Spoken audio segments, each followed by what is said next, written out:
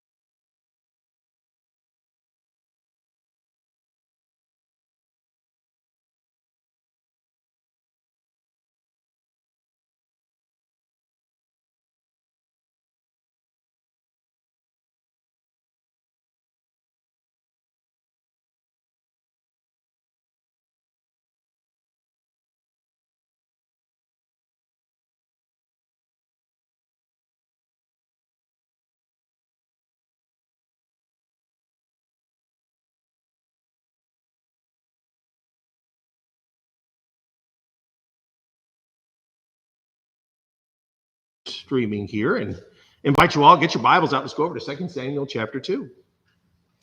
2 Samuel chapter 2. Just for everybody online, I am getting an error code right now, so hopefully we're okay. If it goes out, you're out of luck, because our computer guy is also, inept in that sense. 2 Samuel chapter 2, and where we brought ourselves before is that Saul is dead. And does that mean that David now is king without a problem? No. In fact, kind of think about what's going on here. There was the big Philistine battle. The Philistines just trounced the Israelites. Of course, that's where King Saul has been lost and his sons. And David was living with the Philistines in a city in Judah. Remember, they gave him one of the cities that they had under their control. So he's living, under the authority of the Philistines. And so he really has a long way to go still if he's going to be the king of all Israel. And we're going to talk tonight about some of these obstacles that he's going to be facing and some of the things that he'll have to struggle with here. Before we go any further, though, Michael, would you lead us in a word of prayer? Dear Lord, we come before you, thankful for this time that we have to assemble together and study from your word. We pray, Lord, that you will help us to always be diligent students of those things you have revealed to us, that we might always study your word and make application of it in our lives. Help us to then be proper examples of that to those we meet, that we might spread your message and be lights in the world you commanded us to be. We pray these things in Jesus' name. Amen. Amen. Thank you very much, Michael. So let's kind of pause for just a second. It occurs to me, I'm always throwing out names, and I'm kind of doing so with almost an expectation that you're going to know exactly who I'm talking about while I'm doing that. And of course, some of these names that we're going to point to here, you do know. But let's kind of just do a review for ourselves for just a moment of all the people we're talking about. Of course, David is our main person. We're going to be talking about David to the end of this book. A little bit into the book of 1 Kings, which is the succession of this book. Also, the book of 1 Chronicles is a detail of the reign of David as well. And by the way, we're now at a place where we can kind of parallel between those two books and a lot of times go back and forth to get extra details and information. Saul, he's just died. And we talked about that last week, how Saul has been brought to an end. Saul is from which tribe of Israel? Benjamin. This is going to be important, by the way. And of course, it's kind of interesting in the New Testament, our Saul of the New Testament is from Benjamin too. So that's kind of he's probably named for the most famous person. There might be a sense where, even though from our perspective, when we look at King Saul, we just think of a failure, but to some people, he might have been a bit of a hero. Especially if you look at the perspective that, he led his nation against the Philistines and fought them off again and again and ultimately lost his life fighting them. So you might get some sense why some people did like him. And indeed, that's one of the things we're going to get as we move forward in 2 Samuel, that there's a lot of feelings that Saul is the guy that everybody should be following. Now we come to a new name. Ishbosheth. We're going to talk about Ishbosheth tonight. Well, that's a mouthful, isn't it? Ishbosheth. And even going to mention briefly tonight another person named Mephibosheth, if that wasn't dropped. But we'll keep him out, try to keep them separate. But Ishbosheth is at least the last named son. Somebody reminded me last week that there are some other descendants of Saul that aren't named, that we find out about later in the book. I forgot about that. But Ishbosheth is at least the last of the named sons of Saul. So Ishbosheth is the son that we're going to be talking about now. Abner. Abner is Saul's cousin, Saul's relative, but he's also the general of Saul's army, which is really to say he's the general of the army of Israel. So that's a pretty impressive position. In the past, who had been the generals? What position was the general of the army of Israel? What kind of men or people held that? Men and women? Judges did, yeah. So again, get a sense, Abner is important. You know, that position is a position that might be similar to having been a judge in the past. So Abner is an important man. Now, on the other side, in David's army, we have David's nephew, Joab. And Joab, I think, is one of the most interesting people. And I say interesting in the good and the bad of it. He's one of the most interesting people that we talk about throughout the book of 2 Samuel, Joab. Joab has two other brothers, and we're going to be talking about one tonight. One of his brothers named Asahel. And Joab is really a guy that, in all honesty, loves David. You know, he is a dedicated man to David, but he's got some character flaws. In fact, that's one of our thought questions tonight to think about. So let's jump over to chapter 2. And if you were able to read chapter 2, what you find is it starts off with David. No, now he knows the king is dead. So what do I do? So he inquires of the Lord, shall I go up to the cities of Judah? In other words, is it time for me to leave my exile, so to speak? And he inquires of the Lord. Again, I just think that's such an important detail that constantly David is inquiring of the Lord. What do I do next? And the Lord said to go on into Hebron. So David takes his family there. And the men of Judah in verse 4 came and they anointed David king over the house of Judah. Now, I guess you might wonder, well, why are they anointing him? Because he was anointed years before by the prophet Samuel. Why might he be anointed now? Any significance you see to that? Yeah, because when Samuel anointed him, it was kind of kept quiet. And maybe a lot of people didn't quite see that as too legitimate since he anointed him and nothing happened too. So that's kind of an important point as well.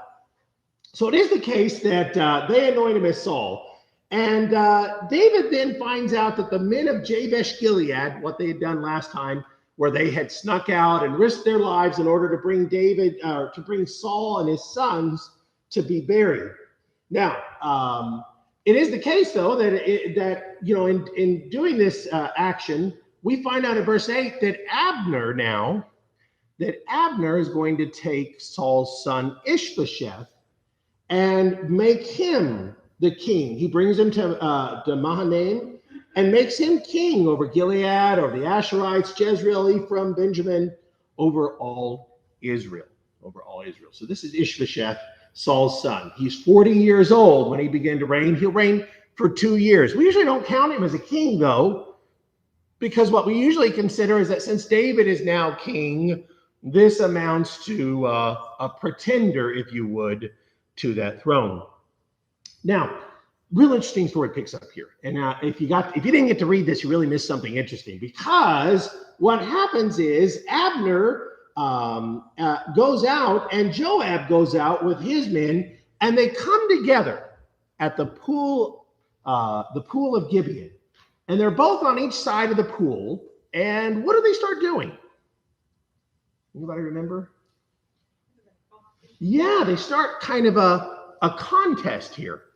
We'll come back to this here in just a second. That contest leads to a battle, and that battle ultimately leads to Asahel's death. So let's kind of walk through some of our questions here and understand these things. First and foremost, David inquires of God, where do I go? Why might God send him to Hebron? Who's kind of thought about this? Why might God send David to Hebron? Why might God say go to Hebron? What do you think? Debbie? Well, it's one of the Levite cities and it's a city of refuge. Maybe it was to protect him. That's a fantastic observation, actually. It is in Judah, of course, and that's where, his people are. But it's a fantastic observation to remember that is also a city of refuge. So if David were, in trouble or persecuted, it would be a safe place to be. Lamar? I think Hebron is one of the highest cities in the Judah area. Altitude-wise? I didn't know that, Lamar. So what do you see in that? David's always led armies, so strategically, you're up high, you can see anyone coming from any direction, so it could be a strategic location. That's a very interesting observation. I didn't know that. That's very interesting. So Hebron's one of the tallest cities, or perhaps the tallest city in Judah, so it's a very strategically important place. That's a great comment. So a couple of really great answers here, things I hadn't thought of. I just would have said it was a prominent city, and that that would have been something central to Judah. But I think you guys have said something much better. So that's a good point. Anybody have anything to add? So he reaches out to those at Jabesh. Why does he reach out to the people at Jabesh? What's his reasoning here?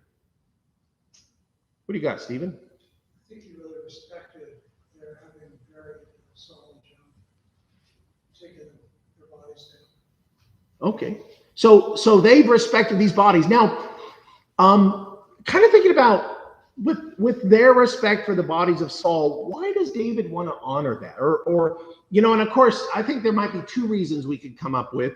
Maybe a realpolitik reason, something that might be kind of subjective, or a reason that might kind of be also something that just shows David's character.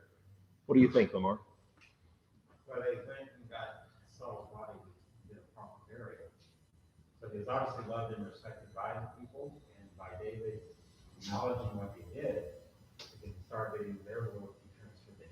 See, I think that what that does is, in a sense, you talked about transferring loyalty, is by honoring the last king, it kind of gives a sense of, and I'm the next king.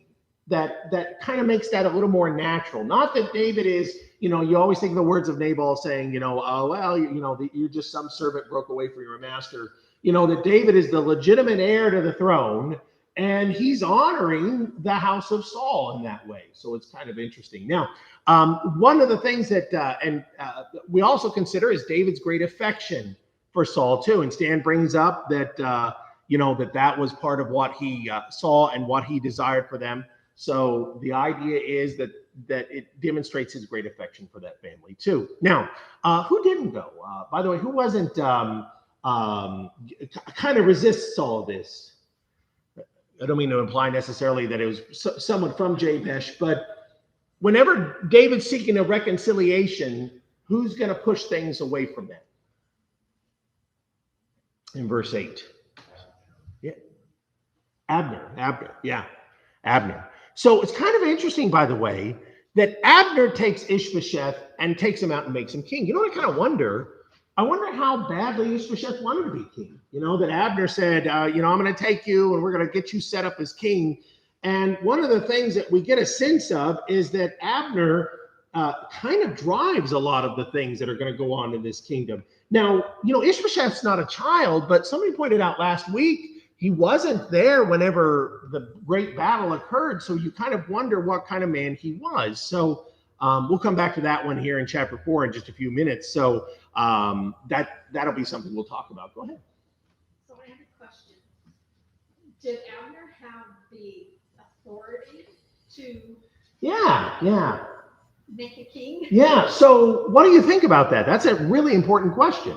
So it says that Abner took him and made him king, but how did, in verse 8, how did he have that authority? What authority did he have, Grant?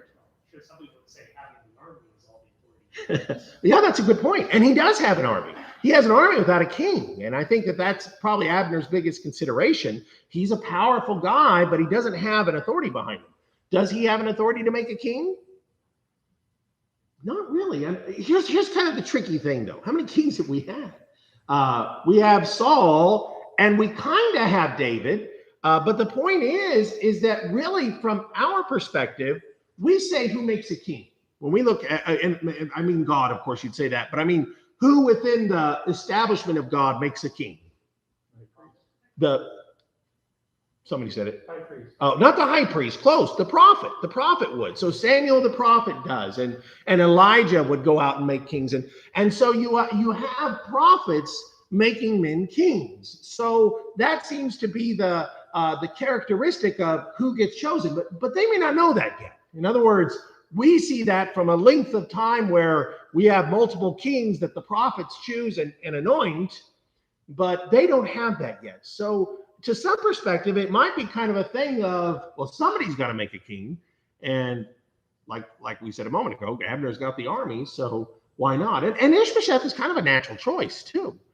Being the son of the king, it seems kind of natural that would be the case, that he's the guy you would want to bring in there. So that's important. So we have Abner resist. we have probably, you get a sense that in verse 9, when it lists these different groups resisting, that a lot of Israel was not too thrilled about this or not prepared to accept David either. And so that becomes the next question. Who do they make king in place? And we've already said it. It's Ishbosheth, the son of Saul. And he is made king in place of Saul by Abner. And as I said, it makes perfect sense why that would be. So then we come along and we have this meeting at the pool of Gibeon. And this is a really interesting story. I don't know if you think about what's going on here. I'm puzzled when I read about it. They sat down, this is verse 13, one on one side of the pool and the other on the other side of the pool.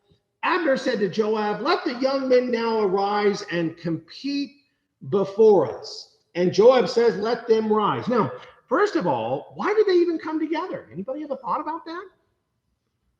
I'm puzzling on this one. Why did they even come together? Well, for one thing, let's understand, we know what's coming. We know what chapter 3 is going to say in verse 1, that there's going to be a war. But up until this time, has there been a war between the army of David and the army of Saul? No. So understand that while from our perspective, we're looking at two armies coming together, but from their perspective, there really hasn't been a war yet. They really haven't started fighting each other. Now David's group has been running away from Saul's group all the time, but there's never been a time where they came together and they fought one another. So the point is that they're going to, to gather in this place isn't necessarily that they gathered together because they saw each other as enemies. So that's an interesting point. Go ahead. It's interesting that neither David nor Ishbosheth seem to be involved in this at all. It's almost like Abner and Joab just did this on their own. Yeah, in fact, one of the things that when David and Ishbosheth are going to interact, they seem to kind of get along, because David's going to say, "Send Michael back," and Ishbosheth will, and that's kind of interesting. So you're right. It doesn't seem as though that this was a campaign or this was something that, Ishbosheth says, "You better go take care of David's army." They don't seem to have a conflict at this point. And we're about to build one. They're about to build one. So the guys all sit down. Oh, go ahead, Rob. Do we know if there's any family relations between followers of David, Judah versus the Israelite, with all these, the cousins, nephews, this, that, and all? Is there any mix in there? So Rob, that's a good question. Of course, David would marry Michael, but we talked about that one at length, that I actually don't think that that's, truly a marriage in some of the ways that they would have considered that. I don't know. I can't think of any relationship of the followers of David familial to the followers of Saul at this point. Can anyone else? So no, maybe not, Rob. I don't know, but I can't think of any. So it's an interesting question, a good question, but I don't think there's anything here. So then they come together and they say, "Well, why don't we have the guys compete before us?" So what do you think that's about? What do you think that's about, Stephen? I think we want to avoid war. Okay. I thought about this way, that we did several different angles, and what they were hoping was whoever prevailed in this competition, they would yield to the other side. So that's an interesting observation, almost like a Goliath kind of challenge, huh? Where, we'll fight and, maybe we can avoid something. That's an interesting observation. And again, it doesn't say what the competition is about. Stan brings up an interesting point. Stan says, well, the word that's used is the idea of wrestling is kind of a playing wrestling. So, this idea wasn't necessarily an intention to go out there and kill each other, as much as it was to kind of have Stan uses the term war play. And that's interesting too, to think about that this starts off with a sense of competition that might not necessarily invoke violence. But I tell you what, if you've ever seen the movie West Side Story and you get everybody together and everybody's got knives and they come together, what typically is going to happen? Somebody's going to get hurt.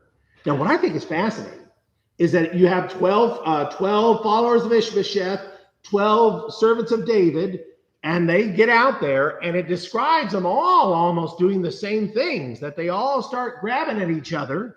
And it specifically says they grab each other's heads and they start killing each other. Now, I don't know if that's what they intended to do. I don't know if somebody hasn't thought about that, but I don't know if they went out there and said, "We're going to kill these guys," or they might have just in the the heat of frustration that they, were getting upset. I'm not sure.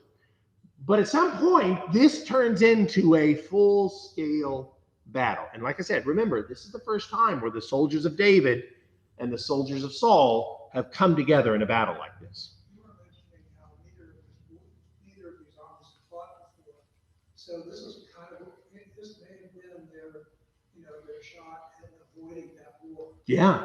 And the fact that all of them died just exacerbated the situation. That there was no resolution, and they just went ahead and had this war. So verse 16 hints that maybe they did. All 12 or all 24 guys died. The way it talks about it, when it says they fell down together, sounds like they were all brought down. Gregor? The description of this battle or this incident or this play fighting, as we say, I mean, because that's where it looked like it was supposed to go as a competition. Yeah. To me, it almost looks like all 24 of them went out there with the idea of Killing the others, right? I mean, they went out there from the beginning saying, okay, they think we're going to be competing. I'm going out to kill. Yeah. And all of them have the exact same, I mean, it's like almost a comedic, something you see in a comedic movie where everybody says, yeah, we're all fine, I'll pull up, all 12 of them almost pulled out their pistols and shot each other at exactly the same time. I think the same thought crossed my mind, Gregor, that maybe, they went out there and it's going to be a competition, but they all went out there thinking it's going to be a competition. I'm going to put him in the grave, that maybe that was this. And like I said, the way it talks about them grabbing, and that doesn't really kind of give you a sense of an easy move into this, right? Because there is intent there. Grabbing them by the head, you control them, you follow the left, right. Mostly, I'm sure they were all right-handed. That would have been typical. Thrusting to the left-hand side up to the bottom would be a kill shot. That was something to be trained to do to get in between the armor. I mean, that is a very specific thrust that they'd be trained to do. Yeah, very, very, very good point. It looks like both sides have the same thought. They just thought they were going to get the other guy. Yeah. They all Now, now let's play with the thought for just a couple of moments here. So David's army. Remember we talked about them about 10 chapters ago, that they were all the malcontents, right? Rabble. It's not the word it uses, but let's say that they were all the people that kind of get drug in and brought in, and they're not necessarily soldiers. Whereas Saul's army, these are soldiers that have been campaigning and they've been organized, and there's been some of these guys might have been soldiers for decades. So when you look at it from that perspective, your first thought might be, oh yeah, Saul's army is going to be much better. But what has David's army been for the last, a year and 4 months, for the last 2 years, effectively? What kind of army do you call it when somebody buys you out and pays for you to fight? Yeah, David's army are mercenaries now. And when this battle starts, I can imagine maybe Joab and Abner each had they're both kind of devious, so maybe they both had a thought of, this is our chance. And what I think is fascinating, this wasn't David's thought, this wasn't Ishbosheth, these are these two generals. And they each kind of sense of, I could see Abner thinking, oh, David's army, they're not an army, they're just a bunch of, shepherds and farmers, and they're not anything. And David's army, they have no idea. We've been spending the last 2 years as Philistine mercenaries, and when this battle starts, who gets wiped out? Which army? No, Saul's army. So verse 17, there's a very first battle that day. Abner and the men of Israel were beaten. That's a shock. So Abner's army is wiped out. Joab wins. That should be a surprise. That should be the kind of thing that everybody's shocked, because the army of Israel and the army of Judah just beat the army of Israel. And they're all running. They all break and run. Now the three sons of Zeruiah were there. Joab, his brother Abishai. We didn't mention Abishai. And Asahel. Now Asahel is gifted in what way? What can he do? He can run. And he takes off running. Abner's running too. Abner's running, and Abner looks behind him and tells him, he as they're running, he says, are you Asahel? He says, that's me. And he says, well, quit following me. Why did he ask him to do that? Very good. I think so too, Rob. I think that he appreciates the idea that this guy's important, not just important to Joab, but remember, this is David's nephew. And so this day has not gone well. And maybe the idea of killing the king's nephew is not something he wants to do. So, Rob, I think that's it. I think that Abner tells Asahel to turn away because he just doesn't want to follow, Goes on, Stan points out that he makes the statement there, how could I face your brother Joab, if this is the case? So, turn away, but he just won't do it, Lily. He's going to run him down. So what happens? Yeah, Abner's going to have to kill him. Why do you think Asahel didn't turn around? Of course, you think, well, Brian, this is a battle. But remember, this isn't like a war yet. This really isn't a sense of we're at war with the Israelites. The people of Judah are at war with the people of Israel. So why decide I'm going to run this guy down? What do you think? It almost seems to me that it started out as a contest, 12 and 12, 12 Yeah. and 12. And as David's men start winning more and more in this contest, it seems like it might have just kind of spilled over and started breaking out more and more. And then, because we're going to see in these later verses, 31, 32, how many of Abner's men actually got killed that day, versus 19 of David's total. And so it seems like it got out of control, and they just started killing them. And then, it's like, hey, we're losing. So they take off and they pursue. Yeah, that's a really great point, Rob, of how this kind of seems to have just, started snowballing, the term we might use, into something bigger. Go ahead.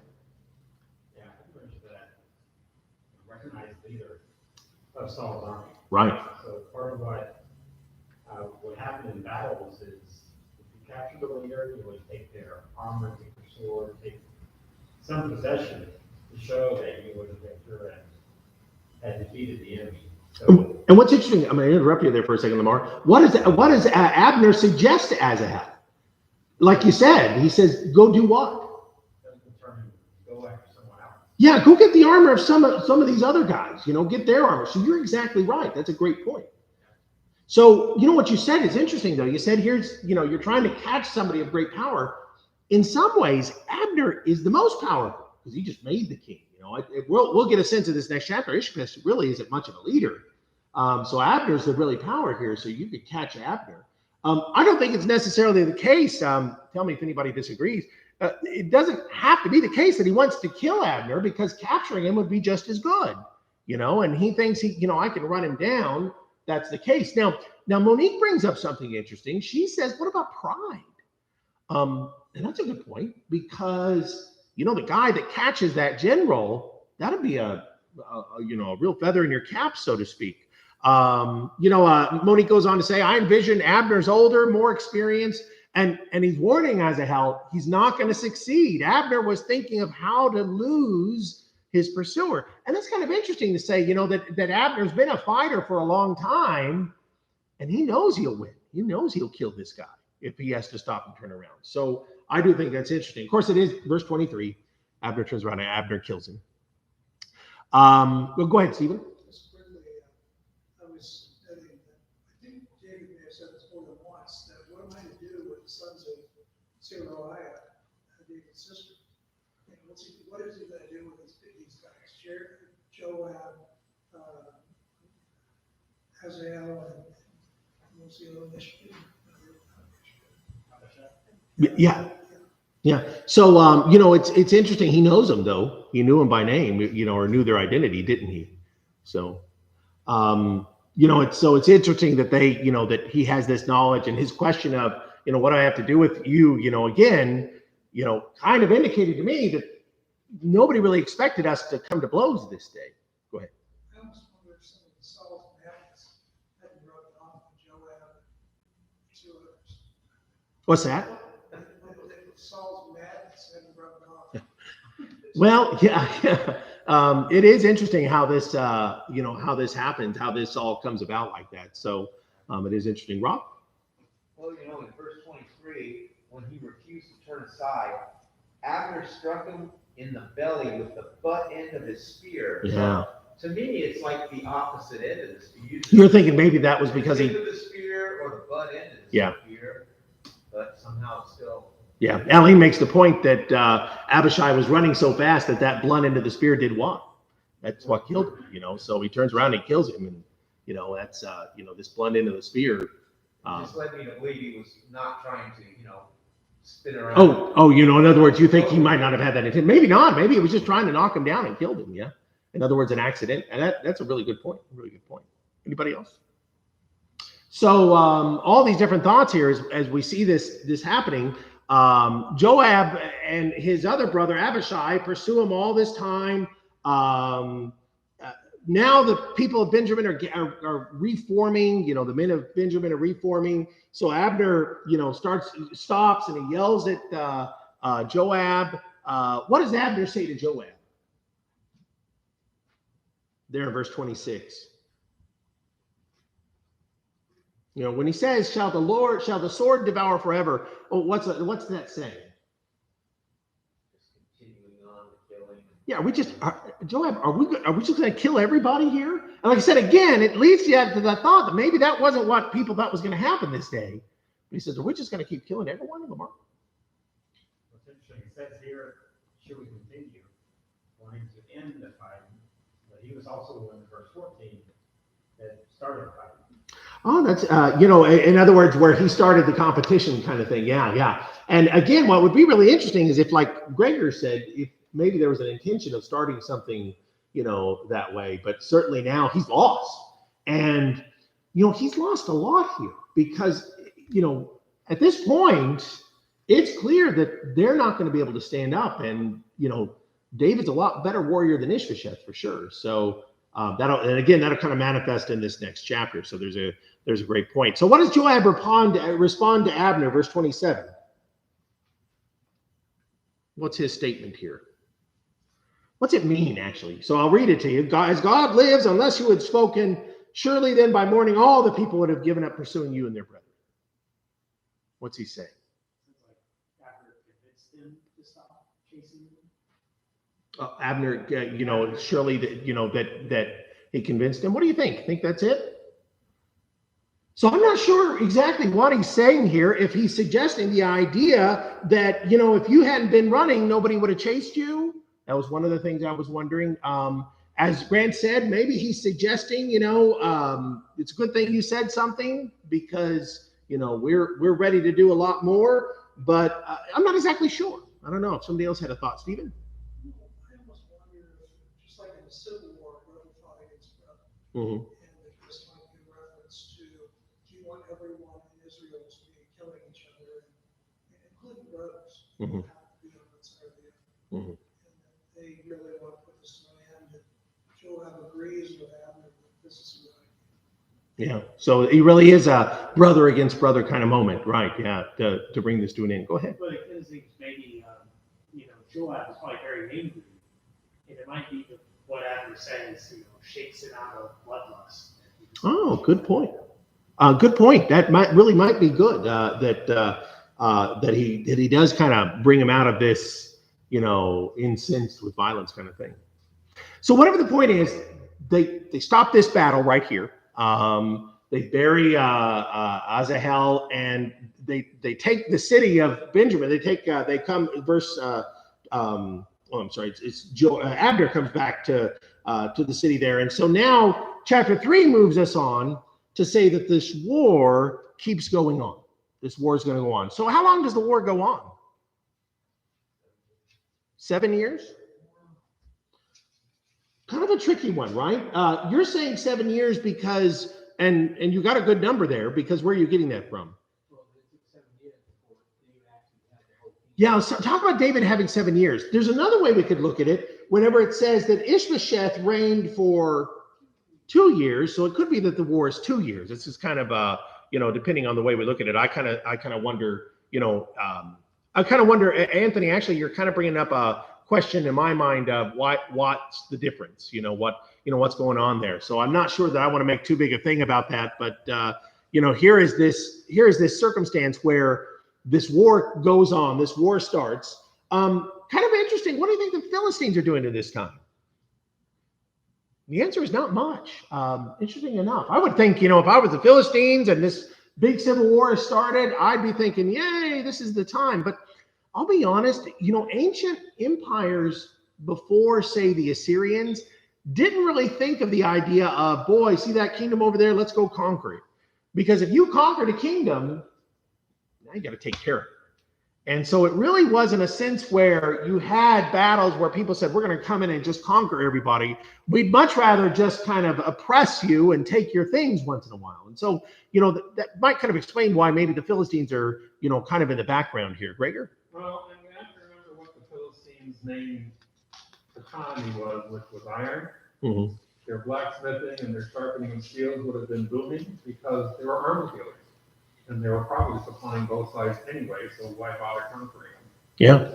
Yeah. I mean, they would have been probably getting richer, and as long as the fighting was going on, they were probably happy. Yeah, that might be true. As long as they're fighting, they're not fighting us. So, There's something to be said for that. yeah. So what happens in the course of this time between Abner and Ishbosheth? What's the story of chapter 3? So, Ishbosheth threatens Abner when he says, verse 7, why have you gone to my father's concubine? Now, here's the thing. All we really read here is the idea in verse 7. It says, Saul had a concubine. His name was Rizpah. And Ishbosheth said to Abner, why have you gone to my father's concubine? Now, here's what's interesting. Did he do that? Yeah, it doesn't seem to indicate he did. Now, by the way, keep this in your mind for a long time from now. In about 40 years, this kind of conversation is going to come up again.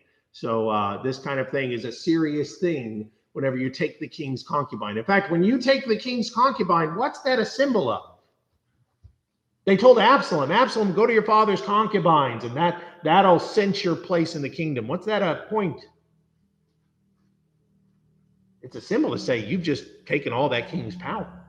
So if Abner had done this, we'll see later on that, as I said, in about 40 years, Solomon's going to execute one of his brothers for that. So it's a pretty serious thing. Monique says it's symbolic of taking command, of taking charge. But it doesn't seem that Abner did it, or at least Abner doesn't mention that he did this. And he says, I've not done anything. You found fault with me, and it's just not the case. Abner's really angry at this point. Abner's really upset with the things that are going on here. Now, by the way, verse 6 gives us another hint when it says Abner's been strengthening his place within the household of Saul. That kind of gives you a sense of what might Ishbosheth's reasoning be here. What might be going on here, Stephen? They really fear that Abner's going to take over the kingdom. Yeah, he might see that Abner's becoming too powerful. And if that's the case, then he has something that he needs to have done. So, especially because of his response to this whole thing. And that is, you're the one that's out there fighting and defending all of Saul's territories. And you're accusing me of something that isn't even mentioned. Yeah. So what does Abner decide to do?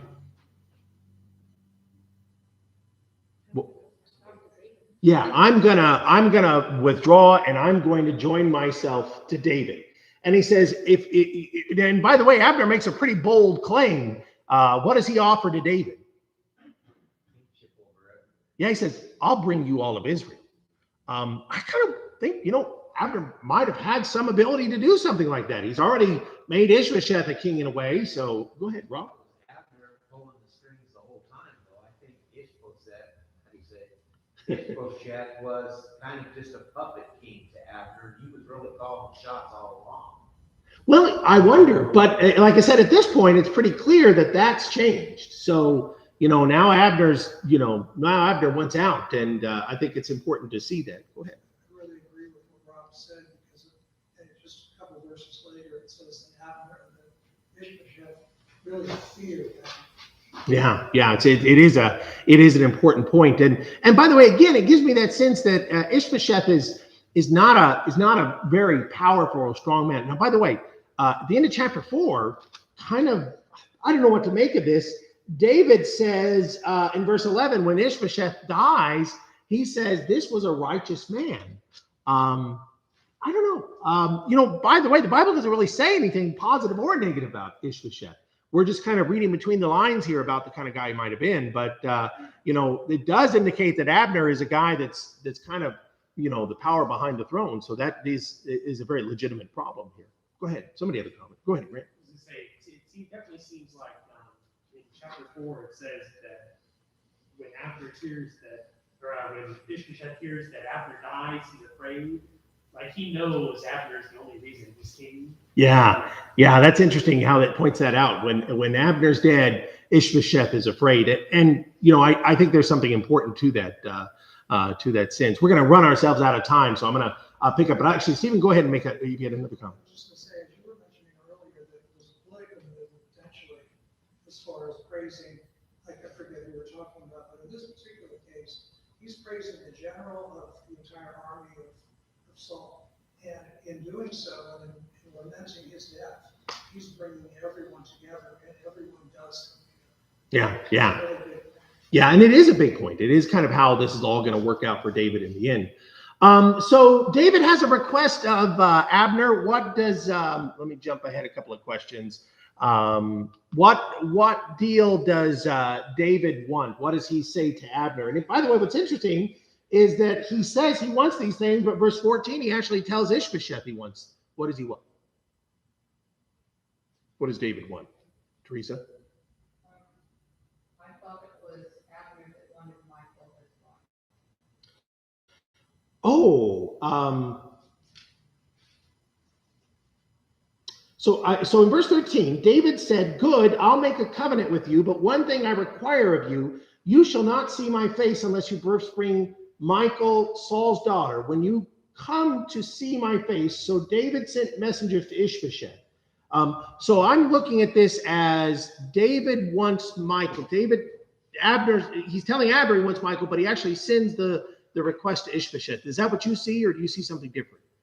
I guess I was just looking at it, and I thought Abner wanted to see Michael.